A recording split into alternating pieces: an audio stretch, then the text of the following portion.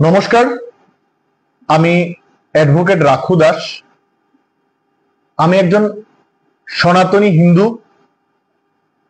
আমি বিজেপির হিন্দুদের কয়েকটি তথ্য দেওয়ার জন্য আমি আজকের এই ভিডিও বানিয়েছি। হিন্দু বসতির মধ্যে একটা শুধু মাইনরিটি পরিবার, তারা ওপেন এই জনবসতির মধ্যে একটা গোমাতার তারা জবাই করতেছে। তো এই যে অ্যাকচুয়ালি আমরা হিন্দুরা তো অ্যাকচুয়ালি গোমাতার পূজা করি, তার উপরে গিয়ে সেটা সবচেয়ে বড় ঘটনা যেভাবে হিন্দুরা আবেগ একটা নষ্ট করা যে একটা জিনিস ষড়যন্ত্রের মতো নেই। কারণ তারা যে একটা মাইনরিটি পরিবার আছে, এতগুলি হিন্দু পরিবার থাকার পরও কোনো দিন এই তারা যে একটা মাইনরিটি পরিবার আছে কোনো ভয়ভিত্তির কোনো ব্যাপার নেই, এত সুন্দরভাবে আসিল। কিন্তু আজকে তারা এমন একটা দিনে এই পরিবেশটা এত উত্তপ্ত করে লেছে। খবর পাই সেটা আমাদের প্রশাসনের ইউটিউব থেকে শুরু করে সবাই আছে। এখন একটা পরিবেশ থমথম আছে। আমরাও যেতেছি যে সবাই হিন্দু মুসলমান সবাই মিল্লা এক লোকই চলো, কিন্তু এইভাবে কারোর ধর্ম, যেমন আমরা হিন্দুদের যেমন হিন্দু ধর্ম, এই যে আবেগ খেলা, যে গোমাতা আমরা পূজা করি, এইগুলির এমনি সময়ের সামনে হত্যা করা, এটা বিশাল একটা আকার ধারণ করার একটা পরিস্থিতি তৈরি হয়েছে রণক্ষেত্রের মতো।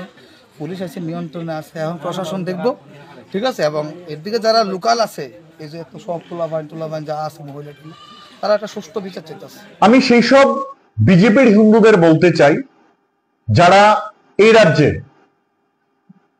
2018 সালের পর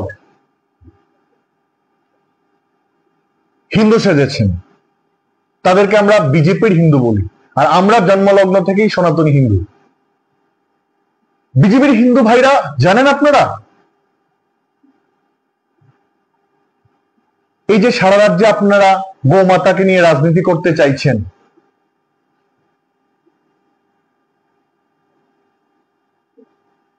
আপনারা জানেন এই গরু পালন করে আমাদের রাজ্যের কৃষকরা, আমাদের রাজ্যের খেটে খাওয়া গরিব মানুষেরা জীবিকা নির্বাহ করতেন।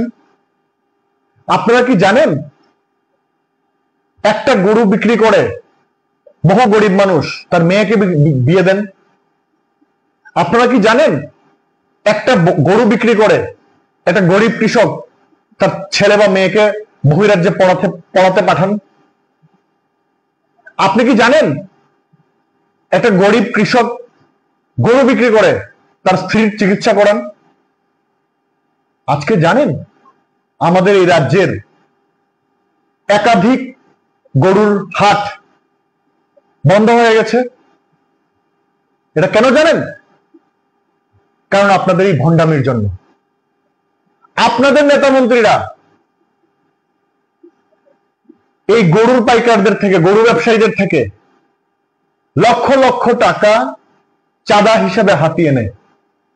আমরা এই রাজ্যে আমরা দেখেছি বহু হিন্দুর মাসিহা সাজার জন্য অনেক নেতা মন্ত্রীরা চেষ্টা করছেন, বিভিন্নভাবে উস্কানিমূলক পোস্ট করছেন। সময় মতো তাদের মুখোশ খুলব। গরু পাইকারের, গরু ব্যবসায়ীদের টাকা নিয়ে বড়লোক হয়ে আজ হঠাৎ করে হিন্দু সাজতে চাইছেন, যার ফলে আজ বাজারগুলোতে পাইকাররা, ব্যবসায়ীরা যাচ্ছে না, গরুর হাট বন্ধ হয়ে আছে, কৃষকরা গরু বিক্রি করতে পারছে না। হ্যাঁ, বন্ধ করুন, গরু চুরি বন্ধ করুন। কতটা গরু চুরি আপনারা বা এই চুরের উপদ্রব বন্ধ করতে পেরেছেন? শুধু রাজনৈতিক সুরসুরি করার জন্য, নিজের ফায়দা তোলার জন্য গরুর নামে রাজনীতি করছেন। আর যারা কুরবানি নিয়ে, গতকালকের ঈদের কুরবানি নিয়ে নাটক করেছেন সারা রাজ্য জুড়ে, বিক্ষিপ্তভাবে কয়েকটা ঘটনা আমরা দেখেছি, তাদের সেই 2018 সালের পর বিজেপির হিন্দুদের উদ্দেশ্যে বলছি, জানেন আপনারা section 28 of the prevention of cruelty to animals act কি বলেছে? কি বলে? সেই ভারতীয় আইন section 28 of the prevention of cruelty to animals act, সেটা পারমিশন দেয় যে কোনো কমিউনিটির মানুষ যে কোনো ধর্মের মানুষ তার ধর্ম রক্ষার্থে, তার ধর্মের জন্য সে তার কুরবানি বা সে বলি বা পশুবধ করলে সেটা আইনত অপরাধ নয়। আর আপনারা নাটক করছেন, হিন্দু সাজছেন, ধিক্কার জানাই। আমরা উদয়পুরে দেখেছি একজন অসহায় মুসলিম মানুষের দাড়ি টেনে ছিঁড়ে ফেলে দিয়েছেন আপনারা, ধিক্কার জানাই।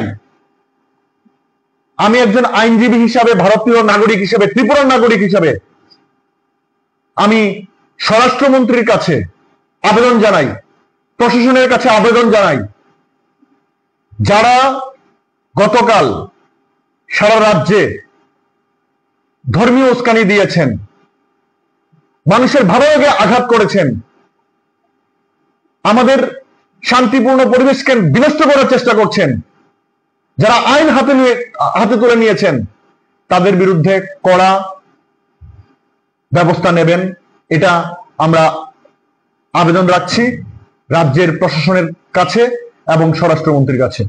নমস্কার, ধন্যবাদ।